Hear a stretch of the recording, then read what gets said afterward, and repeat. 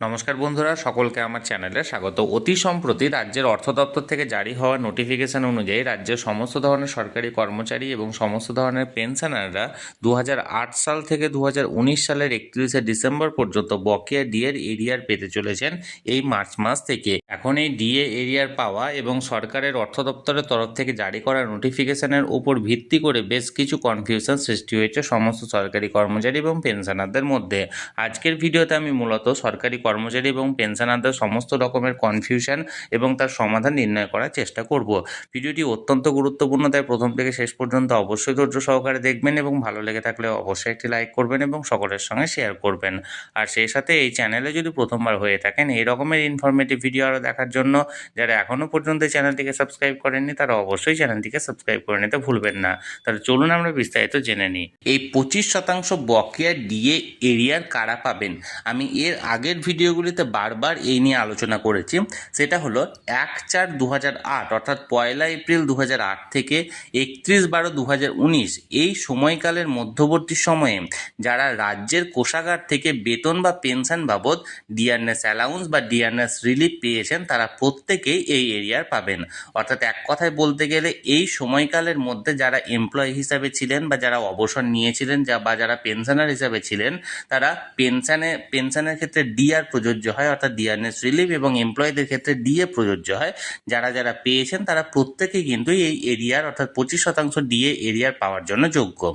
এবার এর পরে যে ম্যাক্সিমাম প্রশ্নটি করা হয়েছে সেটা হলো 2008 থেকে 2019 এই মধ্যবর্তী সময়ে, অর্থাৎ এক্ষেত্রে বলা ভালো 2008-এর 1 এপ্রিল থেকে 2019-এর 31শে ডিসেম্বর এই সময়কালের মধ্যে যদি কেউ চাকুরিরত অবস্থায় মারা গিয়ে থাকে তাহলে সেক্ষেত্রে তার যে ফ্যামিলি পেনশনার বর্তমানে পেনশন পাচ্ছেন সেই ফ্যামিলি পেনশনার কি এই এরিয়ার পেয়ে থাকবেন বা পাবেন? এর উত্তর হলো অবশ্যই পাবেন। এক্ষেত্রে চাকুরি জীবনের এরিয়ার, অর্থাৎ সাপোজ ধরুন উনি কয়েক বছর চাকরি করেছেন এবং সেই চাকুরি জীবনে তার যে ডিআরএস অ্যালাউন্স তিনি পেতেন অর্থাৎ এরিয়ার বাবদ সেটা পেতেন, এবং তার মারা যাওয়ার পর অর্থাৎ সাপোজ ধরুন তিনি 2015-তে মারা গেছেন, 15 থেকে 19 সাল পর্যন্ত এই সমস্ত কিছুর এরিয়ার তারা সমস্ত কিছু এরিয়ার ক্যালকুলেশন করে সে ফ্যামিলি পেনশনারকে দেওয়া হবে।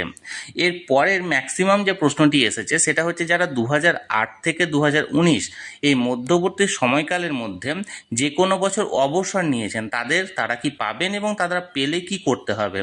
এর উত্তর অবশ্যই পাবেন। আমি এর আগের ভিডিওগুলিতে বারবার বলেছি 2008 থেকে 2019-এর মধ্যবর্তী সময়ে যারা অবসর নিয়েছিলেন তারাও পাবেন, এবং সেক্ষেত্রে তারা প্রথমত 1 এপ্রিল 2008 থেকে যে কয়েক বছর বা কয়েক মাস চাকরি করেছেন সেই চাকরির সময়কালের জন্য যে এরিয়ারটা তার জন্য প্রযোজ্য সেই এরিয়ারের জন্য তাকে যেখানে চাকরি করতেন যে ডিপার্টমেন্টে সেই ডিপার্টমেন্টে যোগাযোগ করতে হবে, এবং তার পরের সময়কালের জন্য পেনশনের জন্য তাকে ট্রেজারিতে যোগাযোগ করতে হবে। অর্থাৎ ফর এক্সাম্পল তিনি ধরুন 2012-তে অবসর নিয়েছেন, তাহলে 1 এপ্রিল 2008 থেকে 2012 পর্যন্ত তিনি চাকরি করতেন, তাহলে এই চাকরি করার সময়কালের জন্য তাকে যে ডিপার্টমেন্টে তিনি চাকরি করতেন সেখানে যোগাযোগ করবেন, এবং 2012 থেকে 2019 এই সময়কালটা তিনি অবসর নিয়েছিলেন, তাই এই সময়কালে পেনশনের এরিয়ার হিসাবে তাকে ট্রেজারিতে যোগাযোগ করতে হবে। আশা করি ব্যাপারটি বোঝানো গেছে। এবার দেখুন এর পরের যে প্রশ্নটি ম্যাক্সিমাম লোকে করেছেন সেটা হলো ফ্যামিলি পেনশনার যদি মারা গিয়ে থাকে তাহলে এই বকেয়া এরিয়ার কে পাবেন?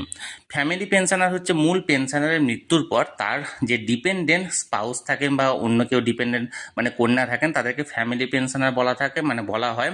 এক্ষেত্রে ফ্যামিলি পেনশনারও যদি মারা গিয়ে থাকেন তাহলে সেক্ষেত্রে তার এরিয়ারটি কে পাবেন?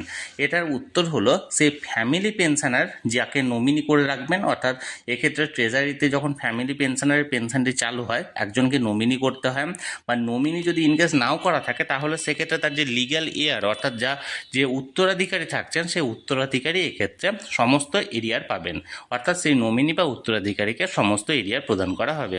এরপর যে ম্যাক্সিমাম সমস্যা সংক্রান্ত কমেন্টটি আমার অন্যান্য এমপ্লয়ি বন্ধুরা করেছেন সেটি হলো, এখানে একটা এক্সাম্পল দেওয়া হয়েছে যে ধরা যাক যদি ধরুন 2015-তে কোনো একজন ব্যক্তি বা কোনো একটা এমপ্লয়ি চাকরি থেকে ট্রান্সফার নিয়ে তিনি অন্য কোনো ডিপার্টমেন্টে গেলেন বা ওই একই পদে হয়তো প্রমোশন পেয়ে তিনি অন্য কোনো জেলায় ট্রান্সফার হলেন বা অন্য কোনো মানে এক্ষেত্রে মহকুমায় ট্রান্সফার হলেন, তাহলে সেক্ষেত্রে তাকে এরিয়ার পেতে গেলে তাকে কি করতে হবে? প্রথমত এক্ষেত্রে যেহেতু এক্সাম্পলটা 2015 দেওয়া হয়েছে, তাই 2015 সাল পর্যন্ত অর্থাৎ 1 এপ্রিল 2008 থেকে 2015 সাল পর্যন্ত তিনি যে ডিপার্টমেন্টে চাকরি করতেন সেই সময়কালের জন্য তার যে বরাদ্দ এরিয়ার আছে অর্থাৎ 25% ডিয়ারনেস অ্যালাউন্সের এরিয়ার, সেই এরিয়ারের জন্য তাকে সেই ডিপার্টমেন্টে যোগ করতে হবে। এরপর 2015 সালের পর তিনি ধরুন যে ডিপার্টমেন্টে চাকরি করছেন সেটা অন্য কোনো ডিপার্টমেন্ট হতে পারে বা সেম ডিপার্টমেন্ট অন্য কোনো জেলায় হতে পারে, সেই সময়কালের জন্য অর্থাৎ 2015 পরবর্তী সময়কালের জন্য তাকে বর্তমান তিনি যে ডিপার্টমেন্টে আছেন সেই ডিপার্টমেন্টের সঙ্গে যোগাযোগ করতে হবে তার বরাদ্দ এরিয়ার পেতে গেলে।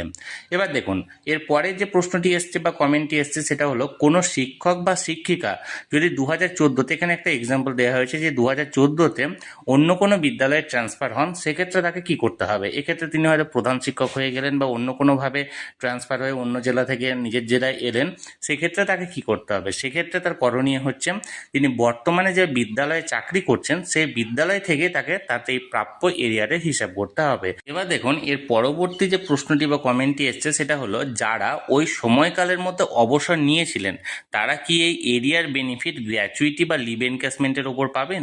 এর উত্তর হলো অবশ্যই পাবেন। আমি এর আগে এই লিভ এনক্যাশমেন্ট বা গ্র্যাচুইটির ওপর আপনার প্রাপ্য 25% ডিয়ারনেস অ্যালাউন্স কীভাবে ক্যালকুলেশন করবেন বা আপনারা পাবেন কি পাবেন না, কতটা পাবেন, সেই সংক্রান্ত বিস্তারিত একটি ভিডিও দেওয়া আছে।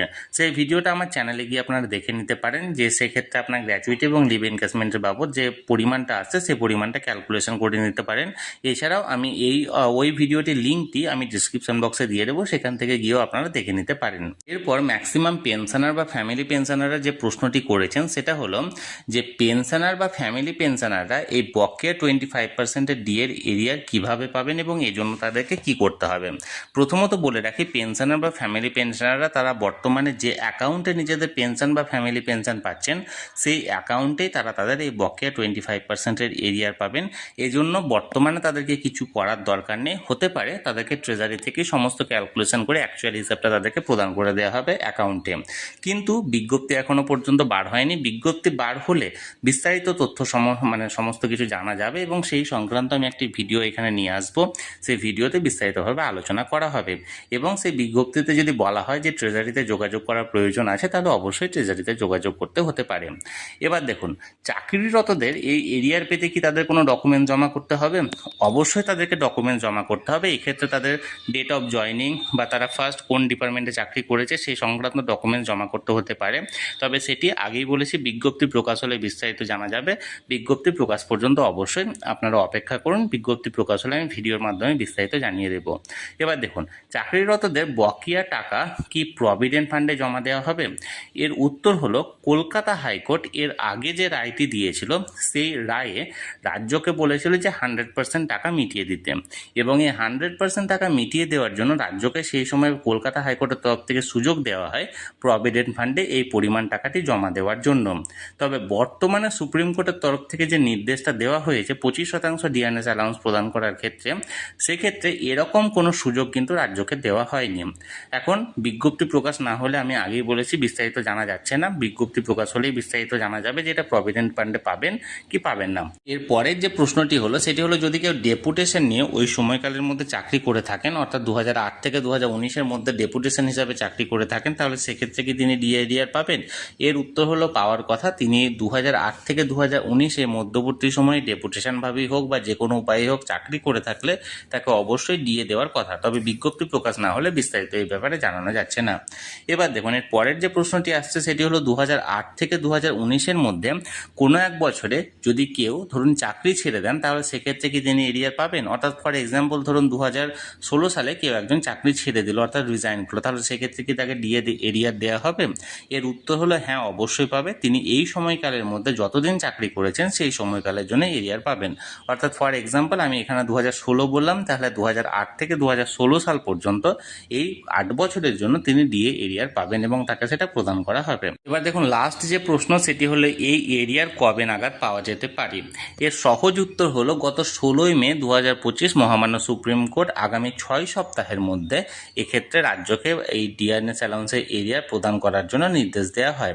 অর্থাৎ 16ই মে থেকে ম্যাক্সিমাম 6 সপ্তাহ সপ্তাহ পর্যন্ত এখানে সময় দেওয়া হয়েছে, তাই ম্যাক্সিমাম আপনারা জুন মাস পর্যন্ত ধরতেই পারেন, অর্থাৎ জুনের 30 তারিখের মধ্যে এই নির্দেশিকা অনুযায়ী ডিএ পেয়ে যাওয়ার কথা। তবে বিজ্ঞপ্তি প্রকাশ হলে বিস্তারিত জানানো যাবে বা জানা যাবে। তাহলে বন্ধুরা, এখানে ডিএনএস অ্যালাউন্সের এরিয়া সংক্রান্ত বহু মানুষ আমাকে আগের ভিডিওতে বহু কমেন্ট করেছেন। সেই সকল কমেন্টের উপর ভিত্তি করে আজকের এই ভিডিওতে বিভিন্ন রকমের সমস্যা এবং তাদের সহজ সমাধান নিয়ে আমি আলোচনা করলাম। আপনাদের যদি এই আলোচনা সংক্রান্ত ভিডিওটি ভালো লেগে থাকে অবশ্যই একটি লাইক করবেন এবং সকলের সঙ্গে শেয়ার করবেন। আর সেই সাথে এই চ্যানেলে যদি প্রথমবার হয়ে থাকেন এই রকমের ইনফরমেটিভ ভিডিও আরও দেখার জন্য যারা এখনও পর্যন্ত এই চ্যানেলটিকে সাবস্ক্রাইব করেননি তারা অবশ্যই চ্যানেলটিকে সাবস্ক্রাইব করে রাখবেন। ধন্যবাদ, দেখা হচ্ছে পরের ভিডিওতে।